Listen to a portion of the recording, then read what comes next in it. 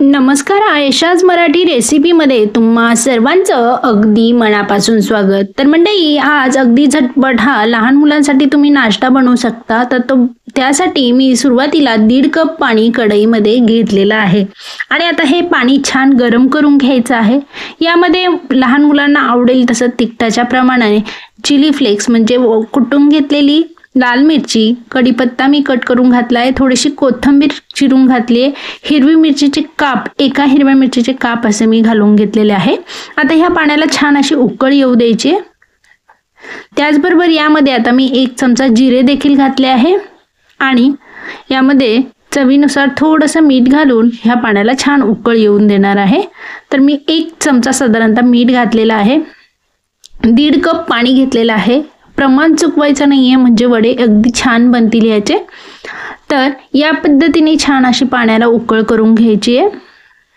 उकळ छान तयार झाली की यामध्ये आपण जे उपीटसाठी रवा वापरतो तोच रवा यामध्ये वापरायचा आहे. तर 1.5 कप पाणी घेतलेलं आहे. 1.5 कप पाण्यासाठी 1 कप रवा घ्यायचा आहे आणि ज्या कपाने पाणी घेतलं होतं त्याच कपाच्या मापाने रवा घ्यायचा आहे. तर साधारणतः 1.5 कप पाण्यामध्ये 1 कप रवा असं मी माप घेतलेला आहे आणि आता हे संपूर्ण पाणी छान उकळ आली की लगेचच 1 कप जो उपीटसाठी रवा वापरतो तो घालून ह्या पद्धतीने चमच्याने हलवून घ्यायचे, जेणेकरून ते अगदी व्यवस्थित त्यामध्ये कुठल्याही प्रकारच्या गुठळ्या होणार नाही.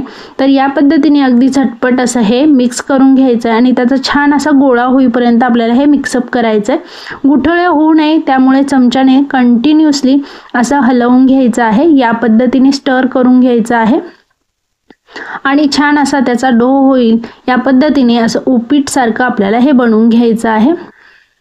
तर 1-2 मिनिटासाठी आपल्याला हे व्यवस्थित असं मिक्सअप करून आणि छान असा गोळा होईपर्यंत आपल्याला हे पाण्यामध्ये उकळून घ्यायचं आहे. आता तुम्ही बघू शकता अगदी व्यवस्थित असं हे तयार झालेलं आहे. छान असा गोळा तयार झालेला आहे. तर संपूर्ण गुठळ्या होऊ नये त्यामुळे कंटिन्युअसली चमच्याने हलवून घ्यायचे. 1-2 मिनिटासाठी आपण वाफ द्यायला ठेवणार आहोत. 2 मिनिटं वाफ दिली की लगेचच आपण एका दुसऱ्या भांड्यात काढून घ्यायचं आहे. 2 मिनिटाची वाफ दिल्यानंतर ते अतिशय व्यवस्थित असं घट्टसर झालं आहे आणि आता हे एका दुसऱ्या भांड्यात मी काढून घेतलेलं आहे. थोडंसं तेल घालून ते व्यवस्थित असं मळून घ्यायचं. ज्या पद्धतीने आपण पिठाचा गोळा मळतो त्याच पद्धतीने अगदी छान असं हे तेल लावून व्यवस्थित मळून घ्यायचं आहे.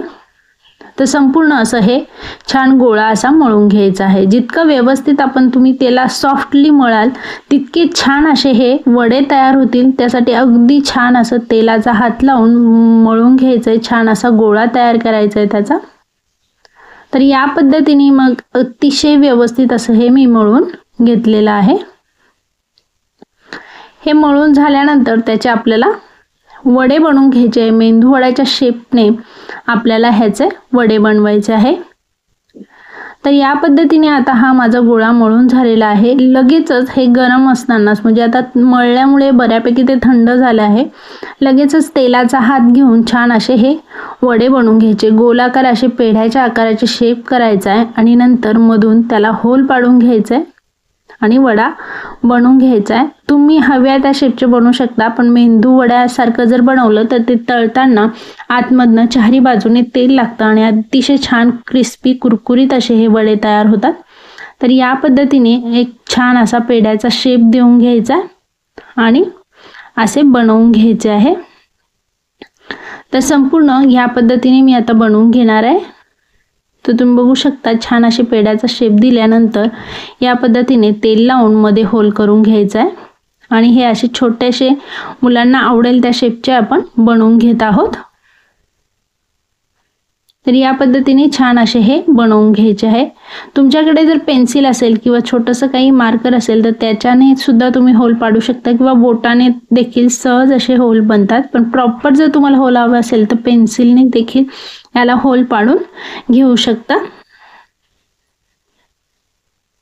आणि आता हे संपूर्ण वडे माझे बनवून झाले आहे. आता इकडे आपण चटणीची तयारी करणार आहोत. त्यासाठी पॅन गरम करायला ठेवला आहे. पॅन छान गरम झाला यामध्ये 1 चमचाभर तेल घालून घ्यायचं. तेलामध्ये भाजकी डाळ घालून घ्यायची आहे. भाजकी डाळ व्यवस्थित अशी फ्राय करून घ्यायची आहे. भाजकी डाळ घातल्यानंतर यामध्येच आता मी बाकीची सामग्री घालणार आहे। तर त्यासाठी यामध्ये मी आता भाजकी डाळ 2 मिनिटं परतून घेतल्यानंतर लगेचच यामध्ये लसूण पाकळ्या मी घालून घेणार आहे। लसूण पाकळ्या घातल्यानंतर आल्याचे तुकडे घालायचे, त्यानंतर 2 तडका मिरच्या घालायच्या आहे, 1 कांदा चिरून घेतलेला आहे तो घालायचा आहे आणि त्यानंतर शेवटी टोमॅटो घालायचा आहे आणि हे व्यवस्थित असं परतून घ्यायचं आहे। थोडासा कांदा आणि टोमॅटो मऊ होईपर्यंत आपल्याला परतून घ्यायचं आहे। तर ह्या पद्धतीने व्यवस्थित परतून झालं की कांदा आणि टोमॅटो मऊ झाला की लगेचच आपण हे मिक्सर जारमध्ये घालून घेणार आहोत आणि याची बारीक अशी पेस्ट करून घेणार आहोत। याला छान असा फ्लेवर यावा त्यासाठी यामध्ये 4 ते 5 कढीपत्त्याची पाने देखील मी घालून घेतले आहे आणि आता हे मिक्सर जारमध्ये घालून छान अशी पेस्ट बनवून घेतली आहे। पेस्ट बनवून झाल्यानंतर लगेचच त्याला फोडणी द्यायची आहे। तर तेल गरम करून घेतले आहे, त्यामध्येच आता मी मोहरी घालून घेतली आहे। मोहरी छान तडतडली की लगेचच आपण यामध्ये जिरे आणि याची छान अशी ह्या चटणीसाठी फोडणी देणार आहोत। संपूर्ण मोहरी तडतडू द्यायची आहे म्हणजे छानपैकी फोडणी बसते। फोडणी छान बसण्यासाठी मोहरी संपूर्ण तेलामध्ये फुटल्यानंतरच फोडणी द्यावी, म्हणजे अतिशय छान अशी टेस्टी फोडणी तयार होते। तर हे बघा, ह्या पद्धतीने संपूर्ण मोहरी माझी तडतडली की लगेचच मी बाकीची सामग्री घालून घेणार आहे। तेल छान गरम झाल्यानंतर मोहरी तडतडते। बारीक जर मोहरी असेल गावरान तर ती लवकर पटकन फुटत नाही, त्यामुळे अतिशय व्यवस्थित तेल गरम झाल्यानंतर ती मोहरी फुटते, पण चवीला अतिशय छान लागते। तर ह्या पद्धतीने संपूर्ण मोहरी फुटू द्यायची आणि आता मोहरी फुटल्यानंतर यामध्येच मी बाकीची सामग्री घालून घेणार आहे। तर मोहरी फुटल्यानंतर यामध्ये 1 चमचा जिरे मी घालून घेतलेले आहे। जिरे घातल्यानंतर यामध्येच बारीक चिरून घेतलेल्या उभ्या चिरून घेतलेल्या हिरव्या मिरच्या, कढीपत्ता आणि त्यानंतर बारीक चिरून घेतलेली कोथिंबीर घालून घेतली आहे आणि आता ही तडका तयार झालेला आहे। थोडंसं मीठ मी घालून घेतलेलं आहे आणि आता जी काही आपण पेस्ट करून घेतली होती मिक्सरमध्ये ती यामध्ये घालून ही व्यवस्थित अशी मिक्स करून घ्यायची आहे आणि आता ही आपली अशी ह्या पद्धतीने चटणी अगदी छान टोमॅटोची कांद्याची चटणी तयार झाली आहे। ही तुम्ही ह्या वड्यांसोबत खायला सर्व करू शकता। अगदी झटपट ही चटणी तयार होते। तर या पद्धतीने एक छोटीशी अशी आपल्याला त्याला गरम करून घ्यायची आहे चटणी छान अशी गरम करून घेतल्यानंतर तिचा कलर थोडासा चेंज होतो। आता लगेचच आपण तेलामध्ये छान प्रकारे मेंदू वडे सोडून घ्यायचे। तेल अतिशय कडकडीत असं गरम करून घ्यायचं आहे, म्हणजे वडे टाकल्यानंतर विथिन सेकंदामध्ये ते ब्राऊन कलर होईपर्यंत तळून घ्यायचे। ब्राऊन ते सोनेरी ते चॉकलेटी रंग येईपर्यंत तळून घ्यायचे आणि तेल तळताना हे मंद आचेवर बिलकुल न तळता अगदी हाय फ्लेमवरती कडक तेलात तळायचे आहे, जेणेकरून हे वडे तेलकट होत नाही, वरतून क्रिस्पी आणि आतमधून अगदी सॉफ्ट होतात। त्यासाठी हे भरपूर कडक आणि गरम तेलामध्ये तळायचे। जर तुम्ही मंद आचेवरती तेलात तळले तर हे भरपूर तेल पितील, त्यासाठी तेलकट होतील। त्यासाठी अगदी कडक तेलात अगदी इन्स्टंट 2 ते 3 सेकंदात फक्त वड्याचा कलर चेंज होईपर्यंत आपल्याला तळून घ्यायचे आणि भरपूर गरम तेलात तळायचे, म्हणजे याचा कलर सोनेरी ते चॉकलेटी रंग झाला की लगेचच आपल्याला हे काढून घ्यायचे आहे। तर तुम्ही बघू शकता अगदी गरम तेलामध्ये म्हणजे कडक तेलामध्ये हे तळून घ्यायचे।